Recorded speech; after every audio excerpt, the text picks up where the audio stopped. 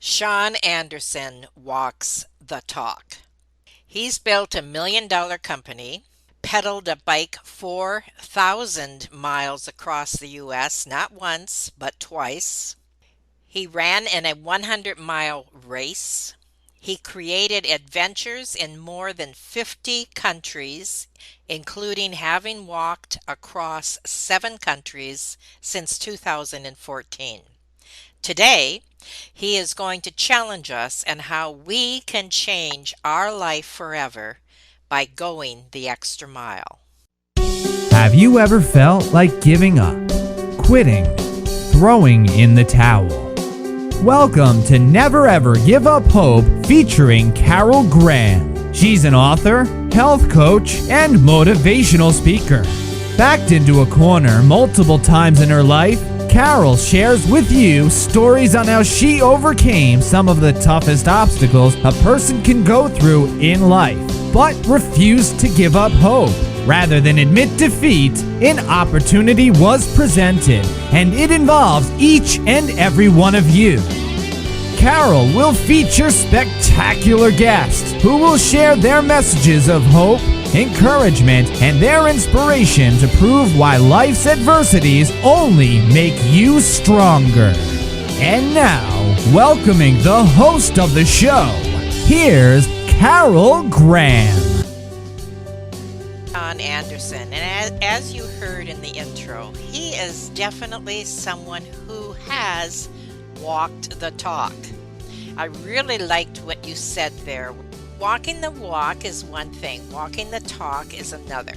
So let's start with sharing a little bit of what that means, Shawn. First off, it is a privilege to be on the Carol Graham's podcast. Thank you so much. Thank you so much for the privilege of being here as your guest today. And thank you, Shawn. You have no idea how much you are going to challenge me. I need to hear this today, and I know my audience needs to hear it. So challenge us. Well, let's talk about walking the talk. You know, it's easy in life to say, I'm going to do that. Oh, wow, I'm going to do that. People are so eager to tell us what they're going to do. And they might even start doing it. But soon life kicks in, they fade away, and what they were talking about doing does not become what they're walking and doing.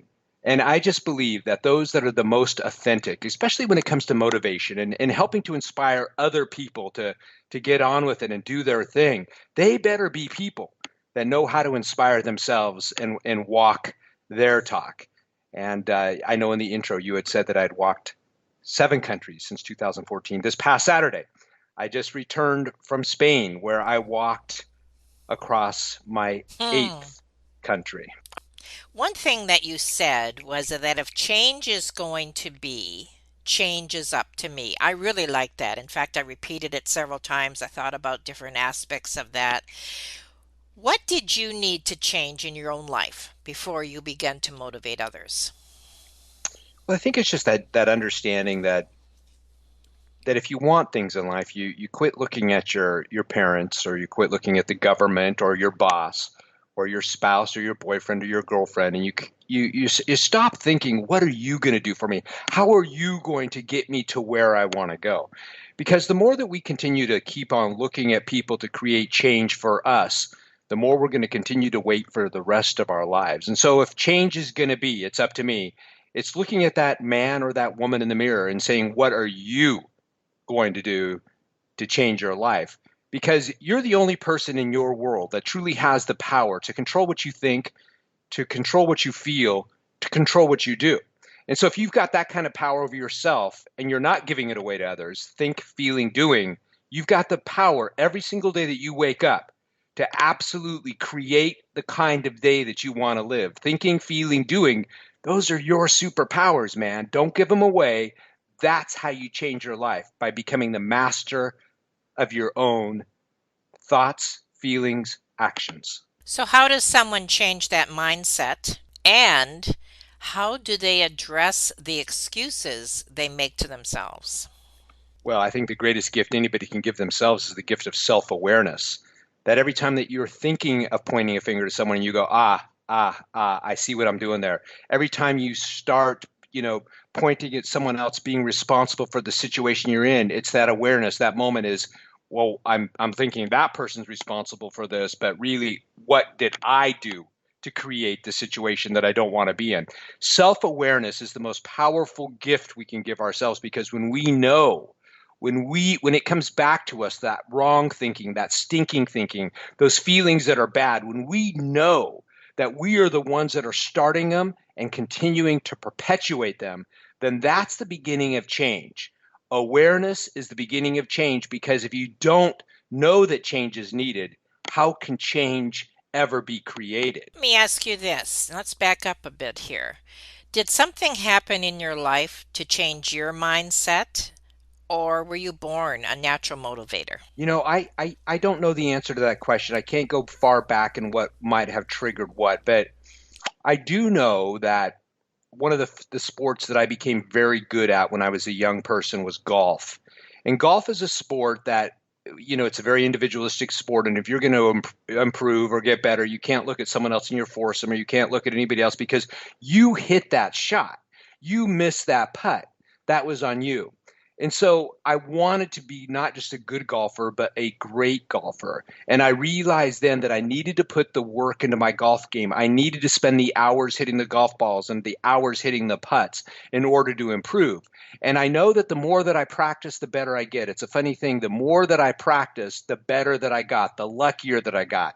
And so when you start to understand, the more time that you spend into yourself, in improving your skill, your gift, your abilities, the more you're going to improve. And so I think as a young person, I understood that I took those same principles that I learned in becoming a great golfer, that the focus was on the time that I spent in becoming great. And I applied it to other areas of my life, in intelligence, in attitude, in career, in working. I became very much aware that my actions determined my results.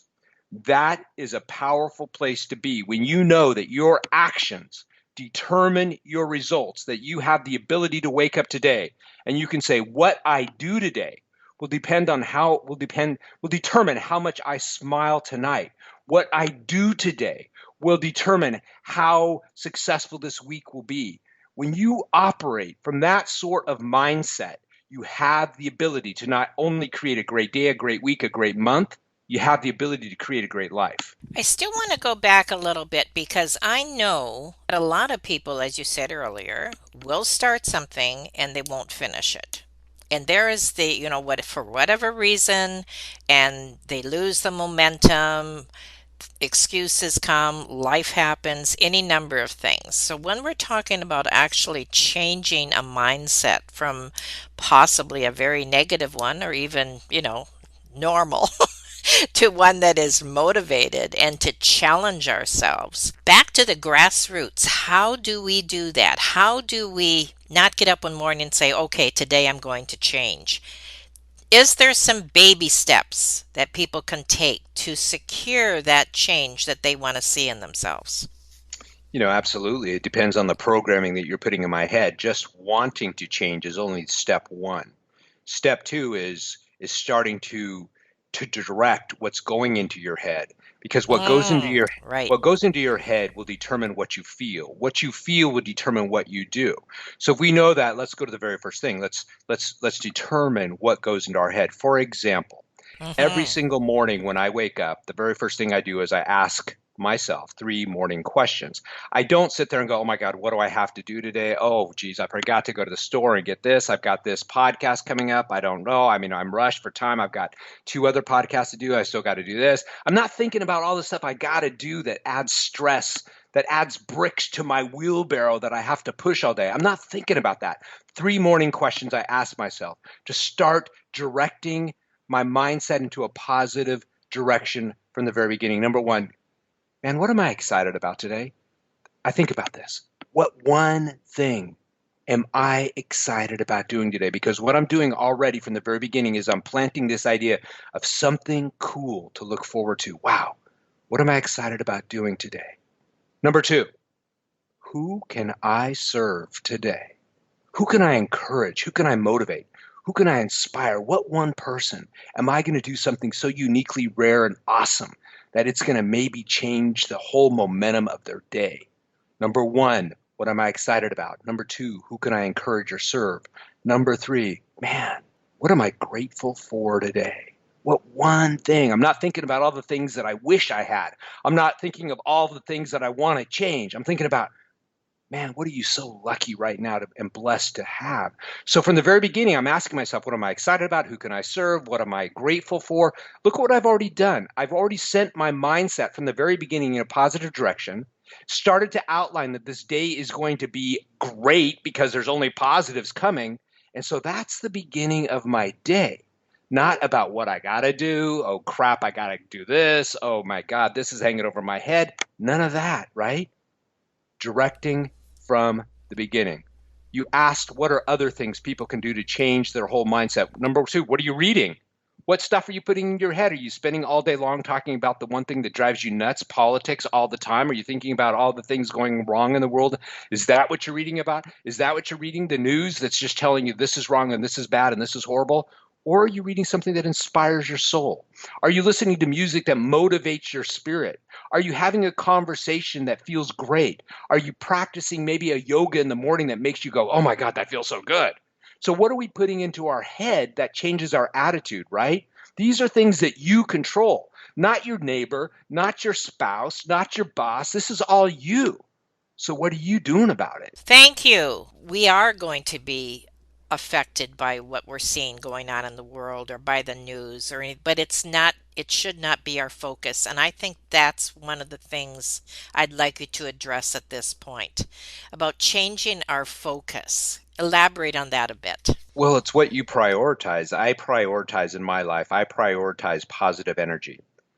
I prioritize doing something to inspire other people or motivate other people. I mean, these are my priorities. I don't prioritize complaining about my stuff. I don't prioritize, you know, sitting there and getting stressed about this huge to-do list. Those aren't priorities to me. Those aren't my biggest values. Now, you have the power to determine your values. And so are you really focusing on what you value, or are you focusing on what takes away from your life? I mean, I'm always looking to add what adds quality to my life. I want more of that. I want more of the harmony. I want more of the health. I want more of the happiness. I want more of that. And those are gifts that the world doesn't give me. Those are gifts that I give myself, that we each have the power to give ourselves more health, more happiness, more harmony. Who wouldn't want those things? So if those are things that we want, we identify what gives me better health. What gives me better health? If we want more happiness, what are the things in my life that give me more happiness? Because that's what I'm going to focus on, not only in thought, but in action. Because when I do those things, man, I feel the feeling that I want to create. I feel the happiness. I feel the joy. I feel the positive service. I feel that, man. If I want more harmony in my life, what is it? What actions give me the harmony? And I do those. I don't wish for better health. I don't wish for more happiness. I don't pray for more harmony. I create them. And that's what we have the power to create.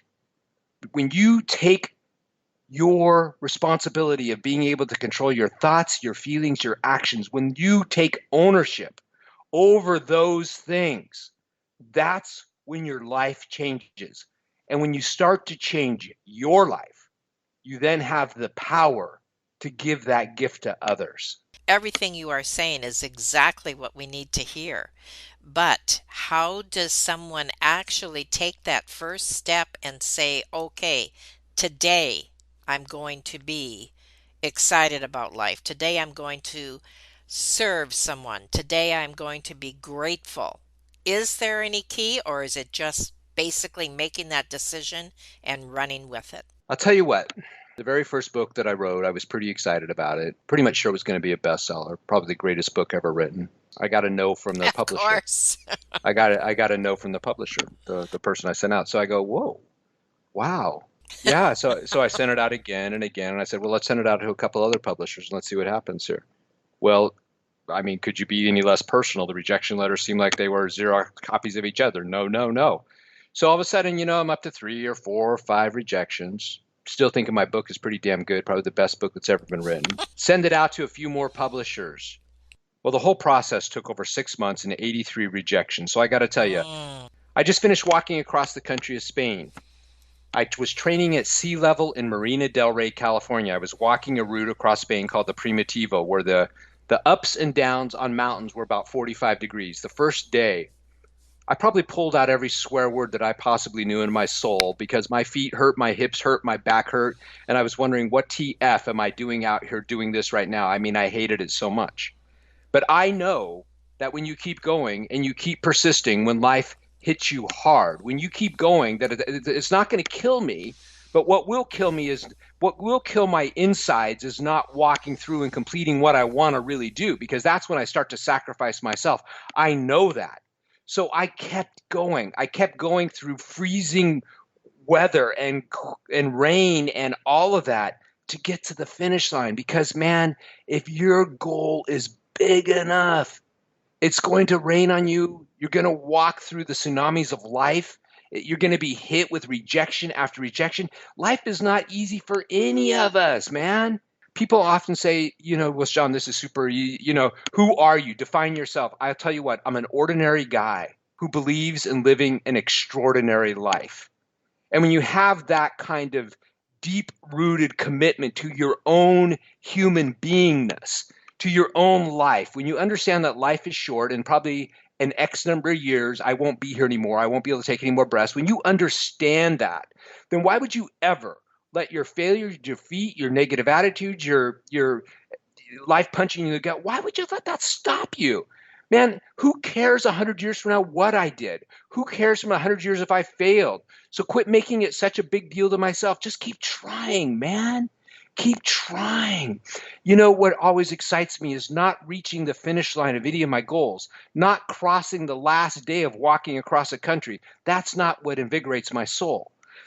Getting my book back from the publisher for the first time is not what inspires my spirit, but it's the journey along the way, the challenges, the struggles, the obstacles that I had to go through, because those fed me. Those fed my soul, those fed my spirit, those inspired me, those helped me grow, those helped me become better.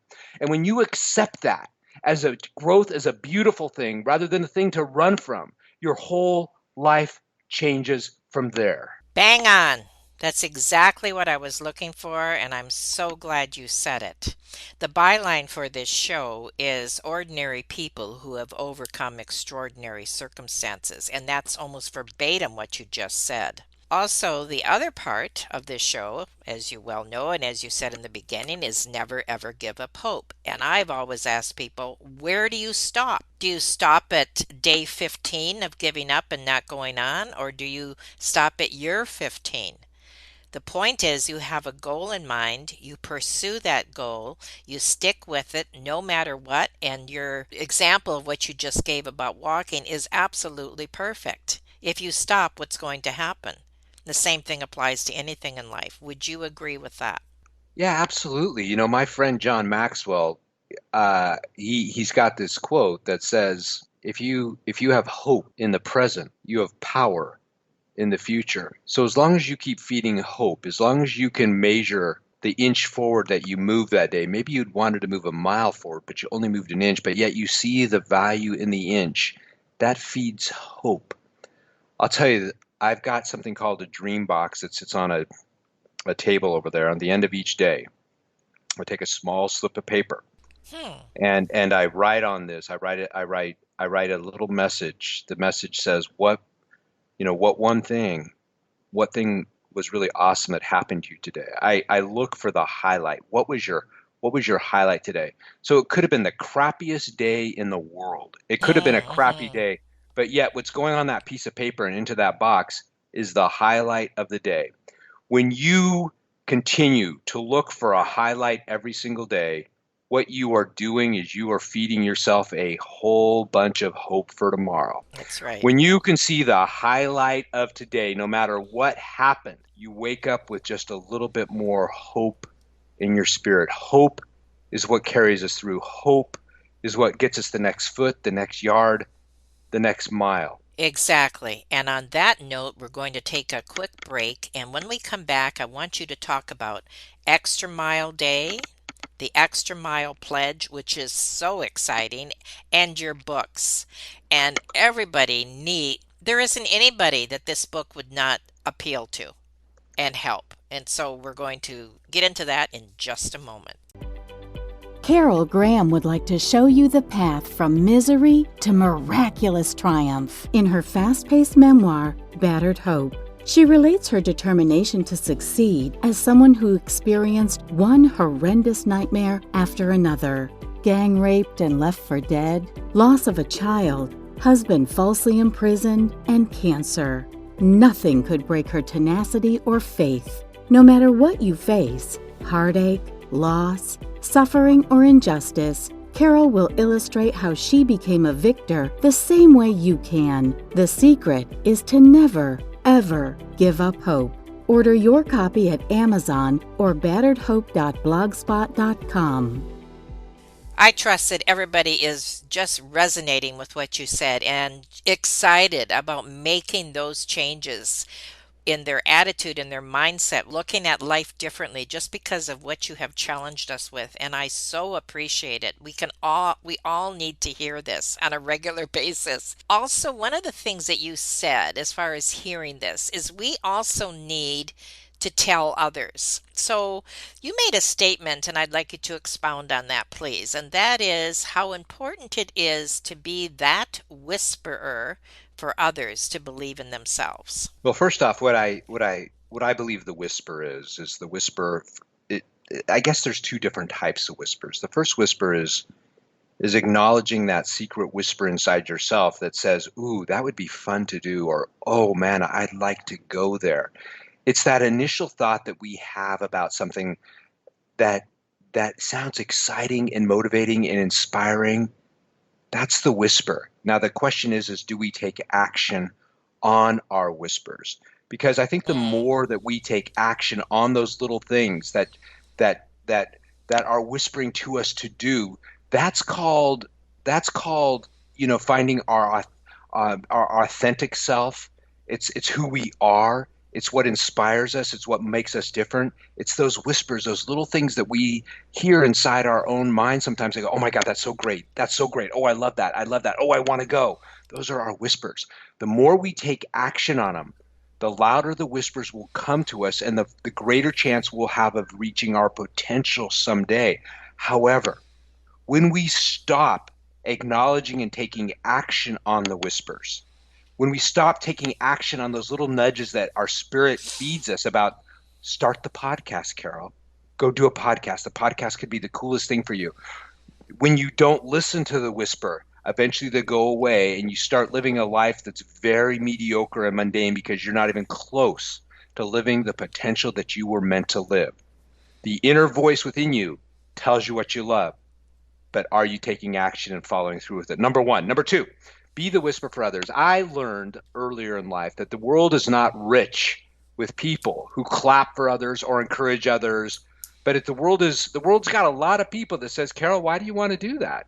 "Carol, I don't know about that one." Carol, why do you? "Oh, Carol, come on, don't do that. It's just dangerous. It's just risky. You're not going to succeed. It's whatever." It starts to fill our brain with all the things that we can't do, we shouldn't do because we're listening to the world's whisper.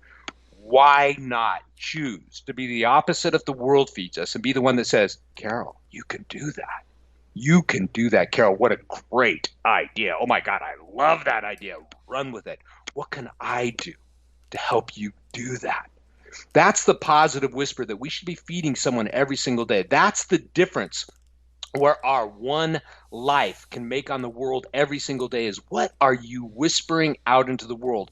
What are you sharing with people? I mean, if your whole purpose is to call your best friend and go, "Oh my God, that was a terrible podcast. I mean, this is so negative. I can't believe what my husband did. Oh my God, I Mm. can't believe it. Did you know what my dog did this morning? Oh my God. Oh, my boss, what an a-hole he is." I mean, when you start whispering that crap to the world, That's that's right. what that's what feeds you to be a negative person. It feeds the world to be a negative.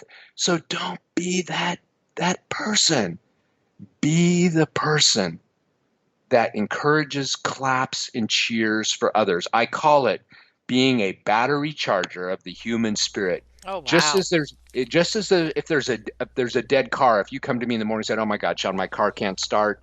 I got to get to work. Can you hook up your car?" I take this battery, I take the battery and cables and I hook it up to my engine and hook it up to your engine. We're able to get your car running, right? Well, a battery charger of the human spirit does the same way.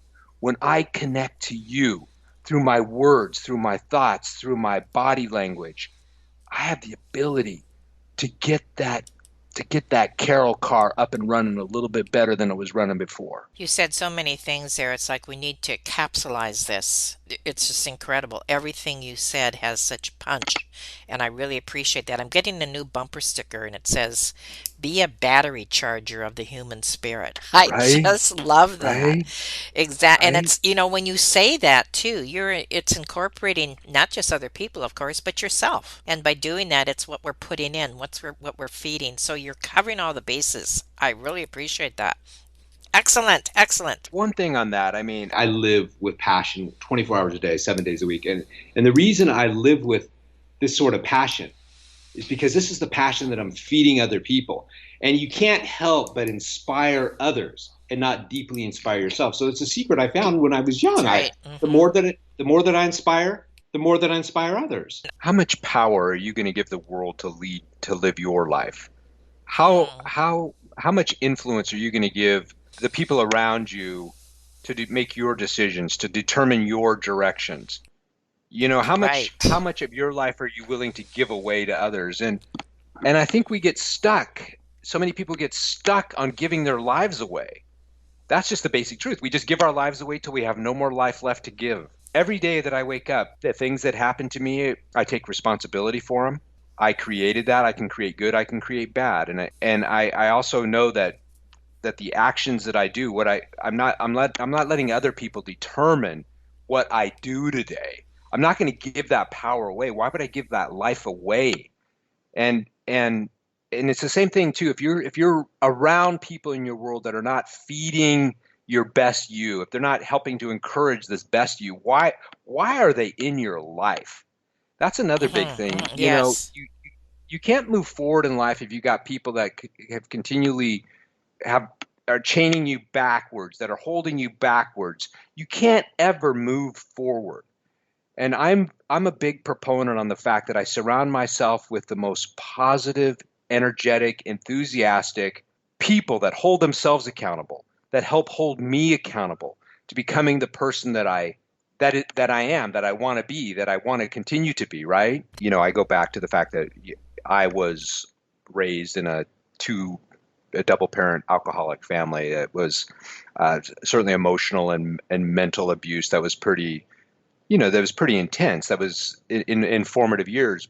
But yet at a young age, I became financially responsible for myself because I realized right then that, if change is going to be, change is up to me. I understood that. I understood that to be Great. able Yes. to be able to become that human being that I wanted to be, no matter how hard it was, you break away from the influences that are hurting you. People say, well, how can you break away from family? How can you break away from family? Well, I'll tell you, my family doesn't necessarily have to be blood. My family is what is the blood of my soul. Hmm. My family is not the blood of my veins, but more the blood of my soul.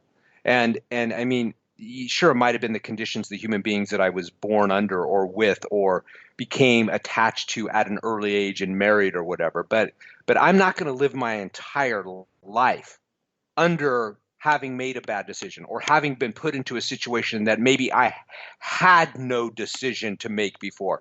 None of us had the ability to determine who our parents were going to be. None of us did. But all of us have the ability to decide how much influence the good or the bad of our parents are going to affect the rest of our life, right?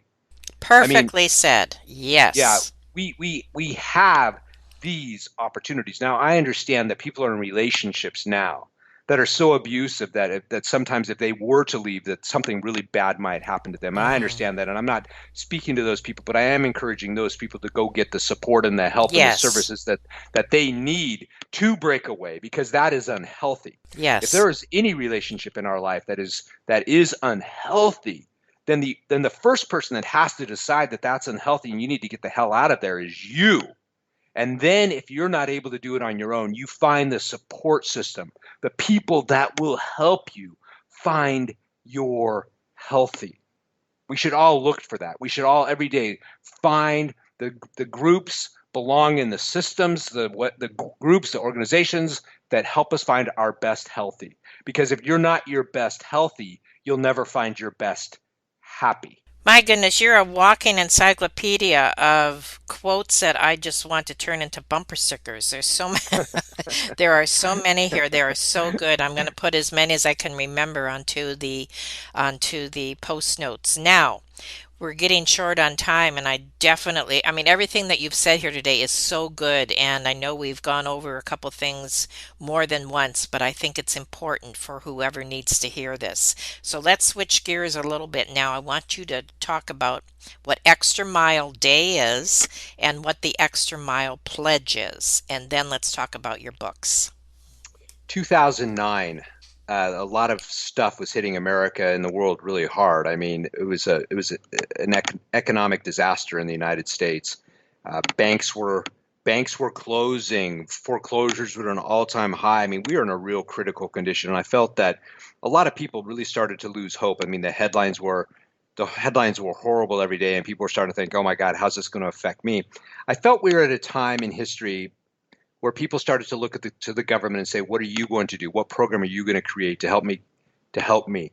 They started to look at their boss and saying, "What are you going to do to make sure that our company stays stable and that I can continue to pick up my paycheck?" I felt that even continued on to relationships. They'd look at their spouse, their partner.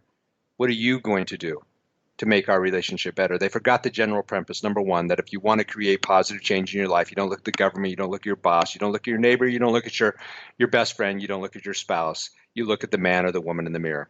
But yet you don't continue to do the same thing. It's one thing to understand that you're responsible for your life, but if you want to change your life, you don't continue to do the same thing. You don't walk the same walk, but you've got to do a little bit more. You have to add more value. You have to go the extra mile.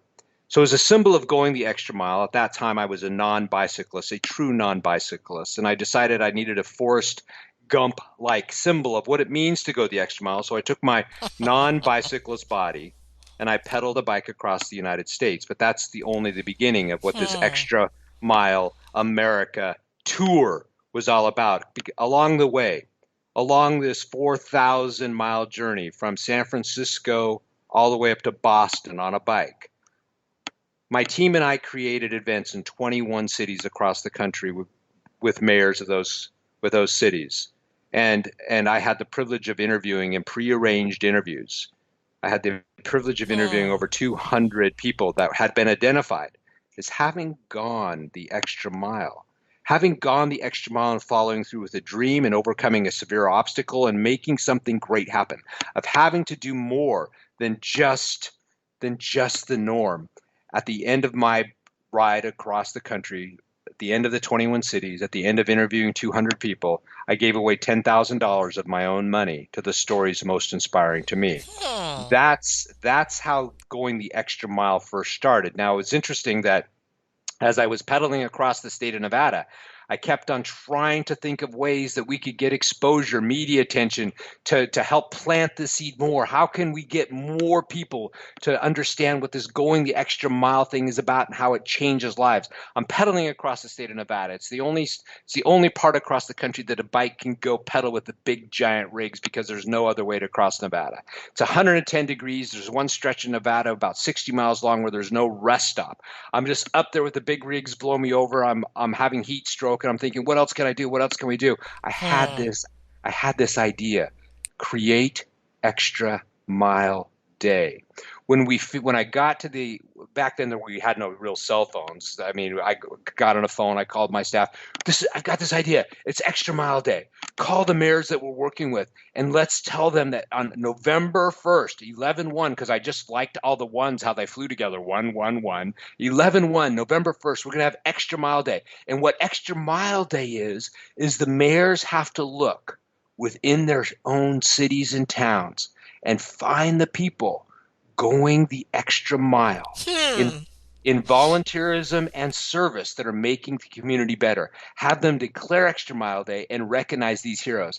November 1st, 2009, the very first year, I was jazzed that 23 crazy mayors across the U.S. believed in my vision. 23 cities declared Extra Mile Day. Well, Extra Mile Day has continued every day since 2009. It will continue this year, November 1st, 2021.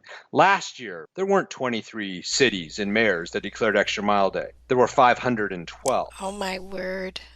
512. Because sometimes when you follow through with your whisper, when you hear the whisper, when you take action on the whisper can grow into a shout so loud that the rest of the world can hear. And the pledge, is this part of the pledge? The pledge is a new thing. The pledge is something new because the extra mile thing is my thing. The extra mile thing is my thing. What the pledge is, the pledge is a personal pledge to go the extra mile by choosing one person every day and doing something positive and difference making for that person. That's the extra mile pledge. What can I do today to go the extra mile for another person?